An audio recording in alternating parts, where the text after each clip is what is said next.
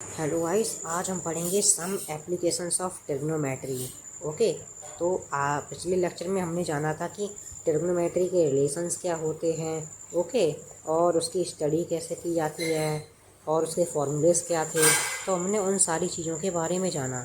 तो आज मैं आपको बताऊंगा कि ट्रिग्नोमेट्री हमारे डेली लाइफ में कैसे यूज़ होती है और हम इसे क्यों पढ़ते हैं।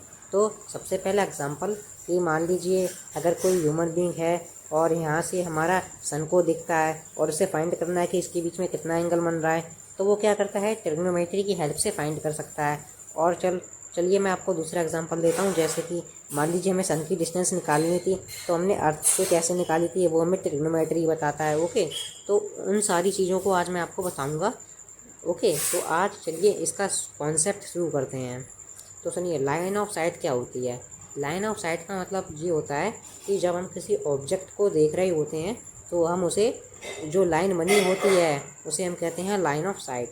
यानी कि मान लीजिए ये एक ह्यूमन बीइंग है और यहाँ से कोई ऑब्जेक्ट को देख रहा था, या मान लीजिए ये 5 सेंटीमीटर डिस्टेंस पे था।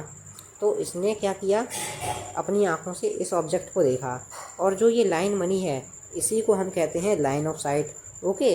तो ये हमारा पहला टॉपिक यहाँ पर फिनिश हुआ। अब मैं आपको बताऊँगा हॉरिजॉन्टल लाइन क्या होती है। तो देखिए, हॉरिजॉन्टल लाइन होती है distance between observer and object. एक ऑब्जर्वर और एक ऑब्जेक्ट के बीच में जो डिस्टेंस होती है हम उसे कहते हैं हॉरिजॉन्टल लाइन। तो मान लीजिए अगेन ये हमें एक ह्यूमन बीइंग दे रखा है, ठीक है, और यहाँ पर एक ऑब्जेक्ट है, मान लीजिए बॉल वगैरह है, तो उसे देख रहा है। ओके। मान लीजिए 5 सेंटीमीटर ऊपर है, इसने इसने क्या किया, अपनी आँखों से इस ऑब्जेक्ट को देखा, ठीक है। तो इसके बीच में जितनी जो हमारी डिस्टेंस निकलेगी उसे हम कहते हैं हॉरिजॉन्टल लाइन। सपोज मान लीजिए 5 सेंटीमीटर में दे रखी थी। ओके। अब मैं आपको नेक्स्ट कॉन्सेप्ट बताऊंगा, angle of elevation. Angle of elevation की डेफिनेशन क्या कहती है, angle made by a flying side and horizontal line. The angle of elevation is made when we look up at a object. तो इसका मतलब ये है कि एंगल ऑफ एलिवेशन तब बनता है जब हम किसी ऑब्जेक्ट को ऊपर देख रहे होते हैं। मान लीजिए ऑब्जेक्ट ऊपर है और हम नीचे हैं, ठीक है, और हम इसे देख रहे हैं, तो ये हमारा क्या है, एंगल ऑफ एलिवेशन, ठीक है।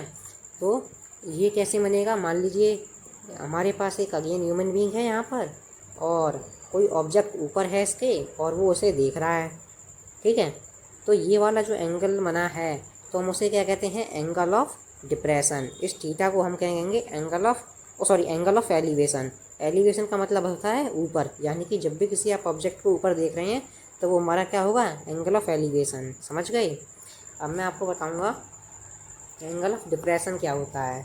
तो देखिए, एंगल ऑफ डिप्रेशन का मतलब होता है जब भी कोई सी ऑब्जेक्ट को हम नीचे से देख रहे होते हैं, ठीक है, जब भी हम किसी ऑब्जेक्ट को नीचे से देख रहे हैं और जो एंगल बन रहा है उसे हम कहते हैं एंगल ऑफ डिप्रेशन। तो इसकी डेफिनेशन क्या बनेगी, when the observer needs to look down to see object. यानी कि मान लीजिए ये आपके पास एक कोई पर्सन रहेगा और यहाँ पर मान लीजिए कोई बोट है और उसे वो देख रहा है पानी के अंदर। तो उसने अपनी आँखों से इस बोट को देखा और जो ये एंगल बना, ये वाला नीचे वाला एंगल, इसे हम कहते हैं थीटा। और इस थीटा को हम दूसरा नाम क्या कहते हैं, angle of depression. Okay. So I hope आपको ये कॉन्सेप्ट समझ में आया होगा और यहीं हमारा ट्रिग्नोमेट्री एप्लीकेशन ख़त्म होता है। Thanks for watching. Thank you.